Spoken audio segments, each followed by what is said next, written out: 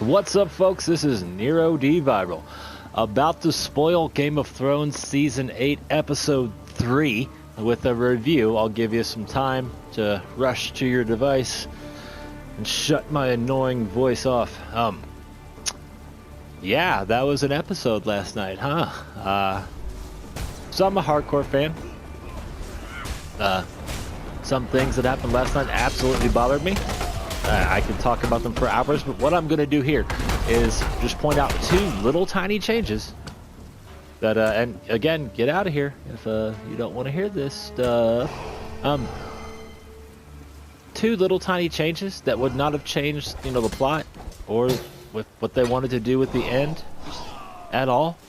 They just would have satisfied some of the hardcore fans, and I'm pissed. I am pissed off. I've made several videos and I'm not posting any of them because I'm too damn pissed off with them. Anyway, enough time. Get out of here. Put your fingers in your ears on your way to your device if you don't want episode 3 of season 8 of Game of Thrones, commonly known as the Battle of Winterfell. The proper title is The Long Night, which just, what a joke right there. Okay. So Arya kills the Night King. No problem with that. Cool character, Stark. Cool arc. One of my cats will answer to Arya Stark of Winterfell, Wolf Girl. She's like, yay, he's saying my name, and makes a cute little cat face, and something to do when I'm petting her. I love that character. How can you not like little Arya, Weasel Stew, all that good stuff? That's a book reference. Anyway, but Melisandre was there yesterday. And it's kind of seemed like Melisandre was this character called Nissa. Or, an echo of her, a recreation of her. And she's famous for being the wife of Azor Ahai, the prince that was promised, the chosen one, whatever you want to call it.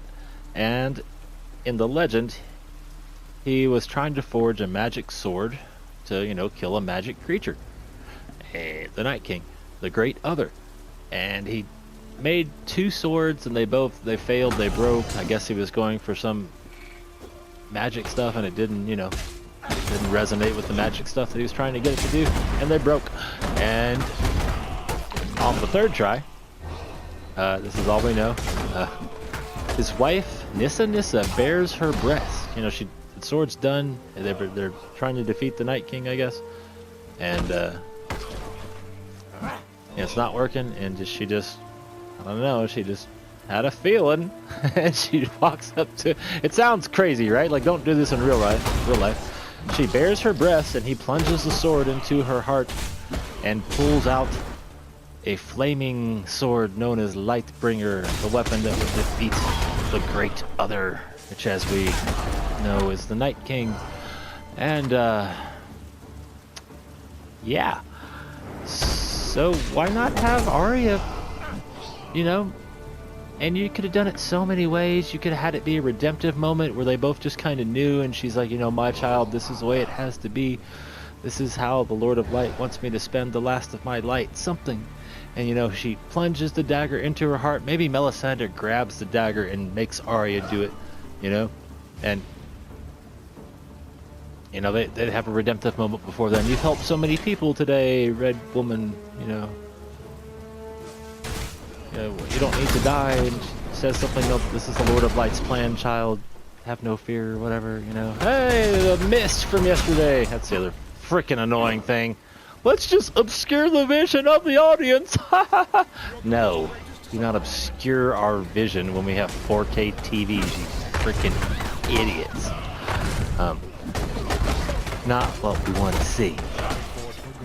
Anyway, they could have had some, illusion, some type of Nissa type thing. And plus, Melisandre's, when she was with Stannis, the banner was a flaming heart. Come on! It was clearly supposed to happen at some point, and y'all pussed out.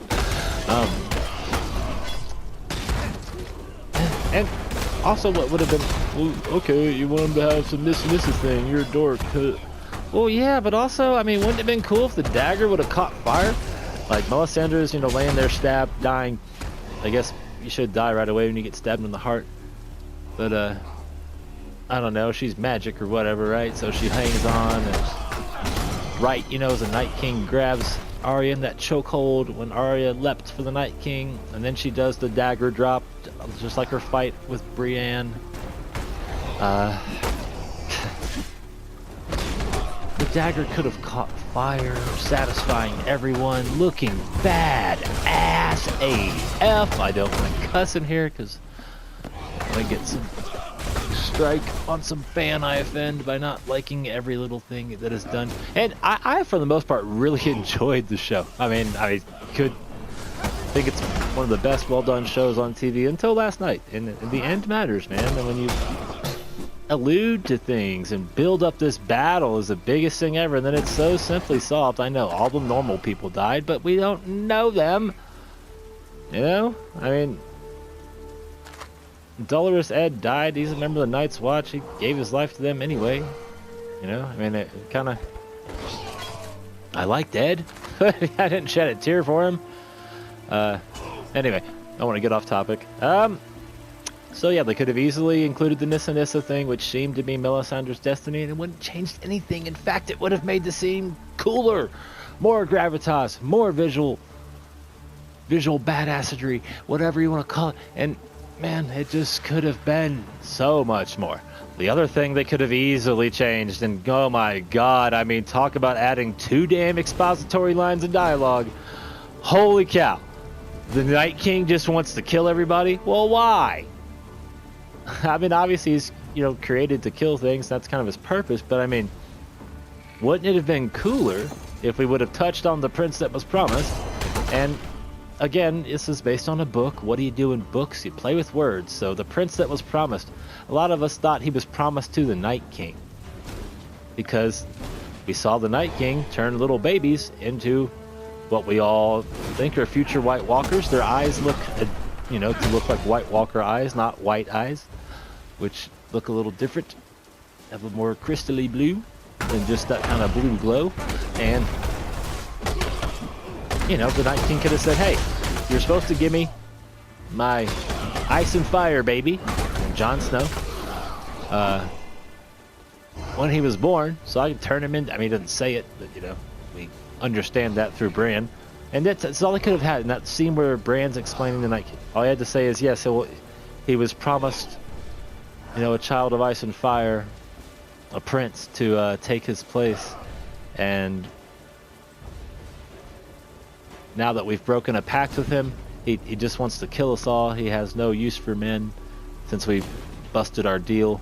And he's out for vengeance. There's no reasoning with him. There's no, you know, what are we going to do? Make another pact with him? He doesn't trust us. You know, kind of like Walder Frey was saying to the Starks, you know what, make another pact with you? You just screwed me over. Why would I believe you? If I just robbed you or just swindled you out of some investment deal, you're probably not going to invest with me immediately again. Probably going to be at least some time to go by and you to believe I've changed my ways or something. You know, you don't trust somebody that just screwed you over. That would have made total sense. That would have added to it. It would have, you know, deepened the legend. And then he still wants to kill Bran to erase Man's memory. That's how he's going to hurt Man the most. If he does anything, he's going to get Bran, and we're not going to be able to remember our history because, as we know, the prophecies are a little off, a little wrong. There's knights running around hundreds of years before there were knights. Because knights, I believe, come from the faith of the Seven, and so you can have armor, ride on a horse, be a good person, all that. But if you didn't take the vows we saw Brienne take in Knight of the Seven Kingdoms, then too bad, you're not a knight. Even if you're, yes, she's a perfect example. Is there anyone that was a truer knight in the Seven Kingdoms than Brienne at this point? No. She's, you know, Sir Duncan the Tall, born again. She is his relative. He, again, shame on me. I read the accoutrement books in the expanded universe, whatever you want to call it. It's all official Game of Thrones canon. I read it and I felt like it was ignored last night, and it really made me mad. Especially when they could have just fixed it so easily. It just seemed a little bit like The Last Jedi, where they're just thumbing their nose at the audience and just like, oh, did you think that was gonna happen? What, are you a fan? Ha ha ha, stupid you, fooled you, gotcha, bro. That's what it felt like. It felt like that, and who the hell needs more of that in their life? No one. See what I did there? Anyway, yeah, and then obscuring our vision, man, we've all got 4K TVs.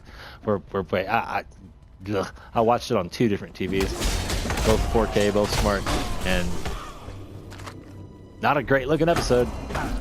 And I mean, we wanted to be like Lord of the Rings. Well, I remember that Helm's Deep was what it was, but I mean, the charge in the first Lord of the Rings movie they did, I mean, that was one of the cooler looking things, and you just wanted to see that whole battle and go back there. Are you dying to watch the Dothraki run into the whoever again in the dark? And just, I mean, come on, man. And people talk about the building up of the suspense. We've been waiting 9 years for this, man. It was the first freaking scene. It's the first scene in the show. It's the prologue to book 1. It's important. You can't just... And then we go back to the... Who's gonna sit the Iron Throne? I don't care! It doesn't matter! The small folk don't give a damn. As long as they're not getting raped and murdered, they don't really care. You know, as long as they're fine, they don't really care. It's just... Only people that care about that, it's like... The popular kids at school are fighting. I don't give a damn! You know? Hope they all get arrested and have to go to reform school.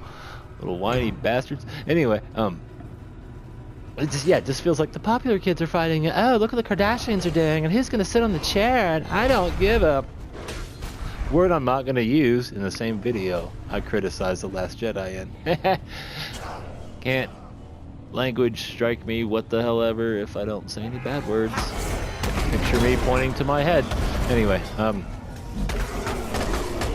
so yeah, just ball dropping kind of casual fan servicing at the expense. I mean, and dude,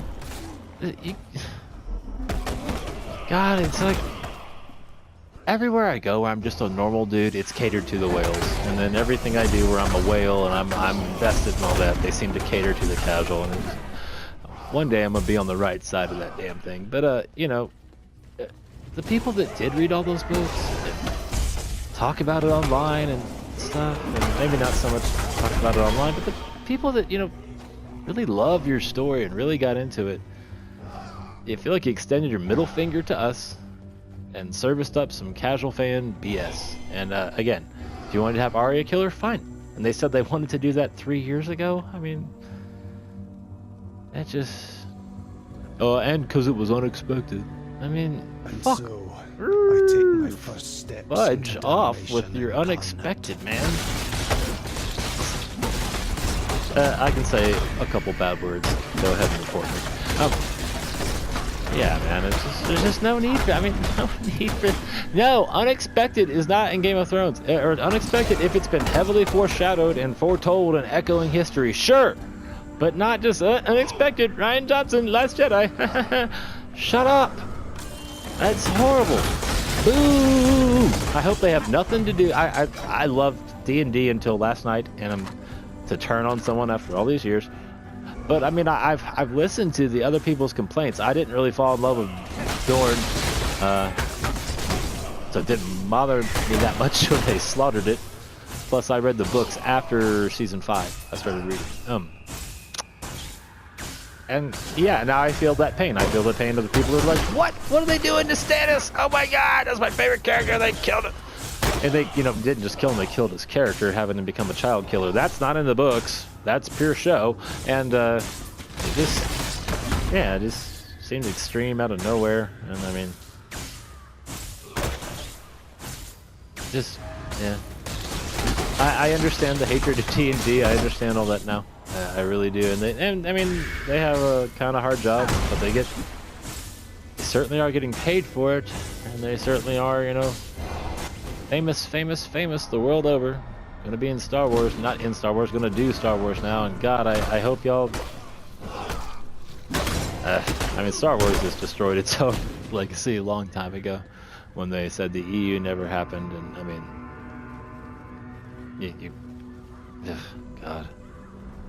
But anyway, yeah, man, this is why I didn't post the other videos. I just kind of degenerate into general complaining, and it's just so important. It's the first damn thing in the book and the show. It's got to be really important, and it just wasn't last night, or in the making of it, and it just, I don't know why you couldn't just have a few extra lines of dialogue, one stabbing in the heart, and then throw some fire on the blade at the end, and everyone's happy, and it's awesome, and we're all together being happy. And man, I mean, it's not their duty to unite the world, but why are there so many shows? It seems like they're just happy to divide their fan base and just piss on one part or the other. And I was talking to my friend beforehand, and I was like, yeah, I don't want them to stop the show and explain things like Star Trek, you know? I mean, that's its own thing.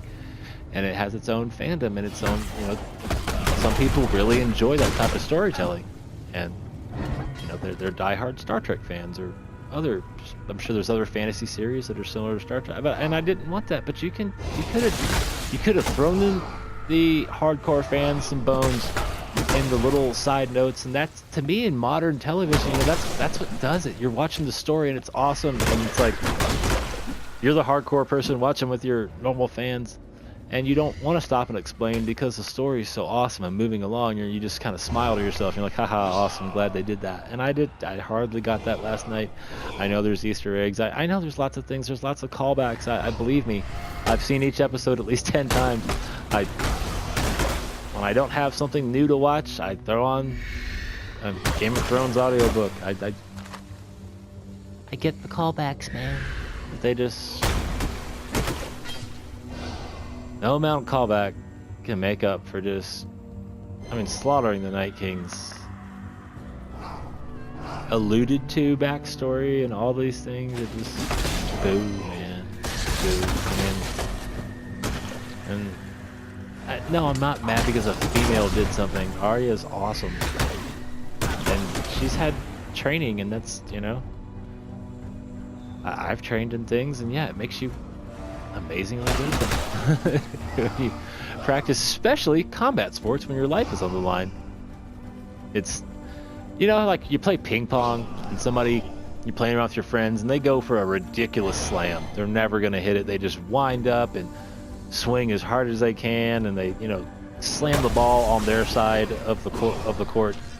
Not a serve, you know, ending the point, losing the point for them. And it's funny because they went for a big wind up and ha ha ha. Well, that hasn't happened so much in combat sports. I mean, it does. But I don't know.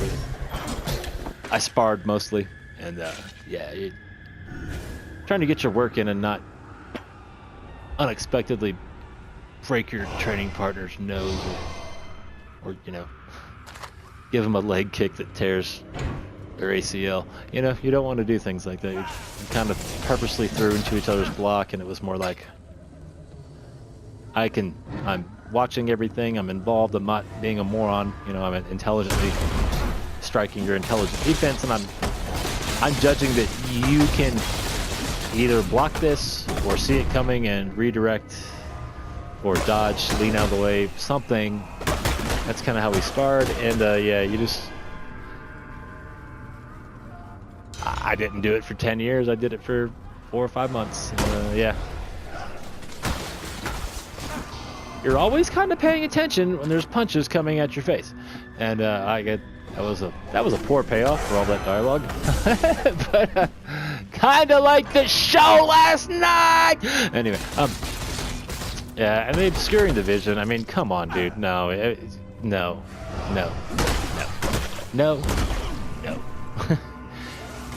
It's not a horror movie. It's something we've been waiting years for, and when the season's on, I mean, I count the days till, you know, it's over, and till Sunday's here, and we were already pretty ready for some action. You didn't need to add any more suspense, especially with kind of, you know, energy killing blackness that just pervaded the screen. And well, it was dark in the battle. I know, dude. And I mean, I guess you do all that stuff if you're not really going to kill anybody. And I I feel like we read into it that people were gonna die. That's what I think they kind of used our silliness against us. We assumed that this big battle was going to be lots of deaths. I don't think they actually say. If they did say lots of deaths, then I'm so mad at them. But I don't think they ever did that. I think we all just assumed there were going to be a bunch of deaths and stuff, and it was going to be a certain way. And ha ha ha, silly us. But it just, I don't know, just everything together. The lack of deaths, the lack of allusions to the hardcore, fandom, the extra stuff from the books and the prophecies and the things that are sides in the show that if you're not interested in, you just kind of hear them and be like, oh, legends. And if you are interested in, you went and googled that stuff and looked it up. You went and looked up Bael the Bard, and you went and because it was mentioned between Egret and John in season 2 or 3 and probably 2, I don't know. Anyway, just so let down for once. And yeah, I've not often been let down by this show. Even when I'm wrong, they surprise me. It's been a good surprise, and I've watched the episodes so many times that I don't want to say no, but there are almost no throwaway lines in this entire series up until I guess Tyrion's not gonna march down to King's Landing and kill Cersei, and it just seemed like they were just screwing with us a little bit, and just kind of that haha, y'all are trying to figure it out. And I mean, dude, it's supposed to be easy to figure out if you pay attention to all the stuff, and there's just so much to get distracted by. And I mean, like Ned in season 1, he's got a dead sister. Promise me, Ned. It's kind of clear that so there's something about that baby, but then there's all this other stuff that happens, and you forget about it. Last season they covered up Cersei telling Jaime that Euron wasn't really leaving. He was going to go get the Golden Company. That was a ploy. And but then Cersei and Jaime parted ways, a major thing, and we all forgot. Not we all, I didn't, but most people I feel like forgot about that. They covered it up with the bigger emotional happening, and that's fine. But you can't just intentionally lie to us in a series where there's hardly any, hardly any throwaway lines. There's hardly those sidelines you think are just, throwaways. No, they've been foreshadowing, and it's really awesome. And I consider this like high art, not a bunch of BS. And it just seemed more like The Walking Dead, kind of the way they would handle something last night. And I watched that show too. But when The Walking Dead and Game of Thrones are both on, which show do you think I watch first on Sunday night on my DVR? Which one do you think I watch live or near live? Well, this is a bad lady. Well, I've got something for you, bad lady. There we go. Hey! What? Dude, piss me off. There's my ice giant. Get him, buddy. Get her. She's right there, bro. Get her. Bro. Where you going, bro? There's my big old giant. And here's some more minions. Just for fun. Woohoo! Minions! Anyway, yeah, I made the Night King because he's my favorite character because he's really cool. Not gone easy on you. Or he was until this season. And I mean, just the other thing. I mean, it's the greatest battle. It's the only thing that matters. Okay, man, don't lie to us then. Don't end it in 82 minutes or whatever, and most of that standing around staring at each other in the damn dark.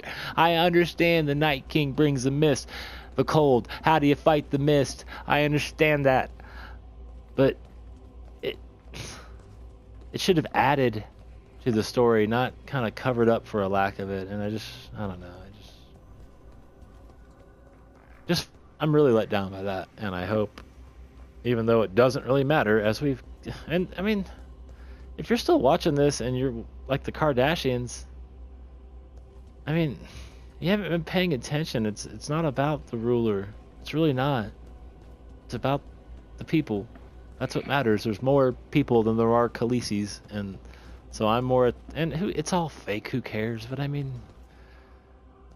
it is one of the more depressing things about the show. There's always great themes, and they touch on them with the right amount of levity and gravity to not alienate your viewers, but in true art, you're gonna kind of like life coach your audience a little bit.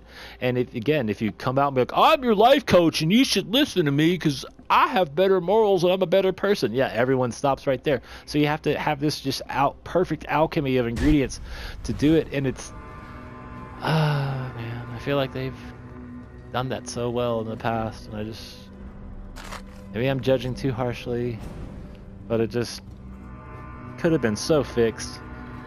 And I don't know how they focus group that show or have people watch it and, have somebody go. I mean, Macy Williams even said her boyfriend was like, shouldn't Jon get to kill the Night King? I mean, and they gave the Night King that little thin sword, different than the big one he'd had, which, Jorah was saying, curved sword, good from horseback, whatever. And, but, you with the long blade to pierce the armor or whatever he said, and it seemed like the dude had a special sword to fight Jon. And he was clearly afraid of Jon because he'd seen him shatter his commanders before with the dragon steel. And why did the dragon steel hurt him if the dragon fire doesn't? It's like, man, it's like you shoot at Superman with the gun and the bullets bounce off, and then you tap him in the back of the head with the barrel of the gun and he passes out. Like, what? Why would the lesser version? And dragon fire straight from a magical. Dragons aren't just creatures; they're magic, right? So why in the world did dragon fire do nothing to him? Which it's magic. It's its own. I understand. Valyrian steel has. Believe me, I understand. Why did Bran not rediscover that spell and cast it on everybody's armor so they can just touch the damn whites and they die? And God forbid a White Walker get near one of them. Just a little taparoo, and he's Thanos everywhere. We got snapped or whatever. Freaking Jesus, man. Just. I'm just guessing that wanted to keep it so under wraps. They didn't want to get other people's opinion and stuff, and I don't know. I wonder what George thought. I would love to be able to Bran into George's mind and see what he's thinking. If Bran can even do that. But anyway, this is long enough. I think I've hit all the points, and man, I'm still gonna watch. But it's anticlimactic. The who sits in the Iron Chair is just a poor question compared to, because it only matters to them. And I know Khaleesi is most people's favorite character, and even though she's kind of boring and gives the same speech for several seasons and gets mad and burns families alive, which isn't cool. I mean, like, all the soldiers' families probably feel the same way about her that Sam does. And if you don't hate your brother and I burn him alive, you probably hate me. Probably not much I can do. If I make your family member or friend look stupid on social media chat comments, you probably hate me. If I burn the person alive because he wouldn't bend the knee, I mean, throwing down his arms and surrendering isn't enough. You need me to bend the knee too? That just seems so superficial and stupid. And I don't know. I'd be fine if Khaleesi does not wind up on the Iron Throne, and if they point out that she was too, worried about it and not enough worried about, the farmer getting his crops or whatever. And I don't know. She seems to bounce back and forth between madness, decency, and somewhere between the two. And it's kind of actually, I want to give her a compliment here. It's actually kind of well done, but I don't have faith in a true Game of Thrones ending anymore. I have fan service-itis, and all you had to do again was drop in a few lines. That's all I wanted, was like in the passing moments of the battle, instead of, oh, look at his face, he's under stress, them to drop a line here or there that alludes to some of the prophecies and the history and the greater stories we're all into, that a lot of people are into with Game of Thrones. And I feel like they have such a big audience, and you have such a chance to, Again, you can't start teaching somebody stuff. Nobody wants to be taught. And they're gonna be like, get out of here. I don't want to hear you. They're trying to be preachy now. I understand you can't do that, but I mean, wherever he is, I'm sure Tolman knows. It just seemed like pure fan service and just wasted opportunities right and left. And I don't know. I expected more out of those gentlemen and that show, and I'm hoping the books have, you know, a much deeper, connected type of ending. That's all. Nero D Viral, like, subscribe, send me $500, please. No, hit the subscription bell, and yeah, I have you here. If you're listening, I'm never gonna clickbait you. I'm never gonna do that, and so my channel will probably always suck. And man, just why can't the internet be a nice place? No, it's just, you know, I don't ever want you to click on something and feel like the title lied to you. Like calling last night's episode The Long Night. Wasn't very long. Sure was nighty, but yeah. I mean, they had made it past Winterfell before, so I really thought they would again. Like, if nobody had ever had dragons before, I thought the Valyrians had come over in, like, you know, the Dawn Age type, way thousands and thousands, like 8,000-10,000 years ago, and went back. And what I was thinking to myself, and someone just said that on a YouTube channel, didn't list a passage or anything, they just said that, and shame on me for believing it. But yeah, I thought, you know, oh, the Valyrians came over with some dragons, and I don't know if they even had their dragons back in antiquity. I know they discovered them, and that's when they got powerful and magical and stuff. So, but you know, I thought, wouldn't that be cool if the Valyrians had tried to come over before, you know, Khaleesi's ancestors, the Targaryens, where that family line comes from, all that stuff. They were destroyed in the Doom, most of them. The Targaryens survived because Daenerys, the Dreamer, had, you know, a dream about the doom of Valyria and impending doom, so they moved to Dragonstone, and they avoided the fate of, you know, 99% of the Valyrians, which looks like some kind of you know, volcanoes, maybe a meteor. LML, Lucifer Meets Lightbringer, had, you know, postulated that a long time ago. They avoided it, went to Dragonstone, and that's why they were there. But it looks like they had come over at some point in the, you know, in like the Dawn Age or around the first long night, or a long night, and they left. And, you know, one spear to a dragon, they're like, forget this stuff, man. No, you Westeros people, y'all crazy. And they went back to Valyria to not battle the dead and have their dragons turned into scary ice monsters. But yeah, I guess that didn't happen either. Anyway, disappointed. Nero D Viral signing off. I wish you good fortune in the TV show.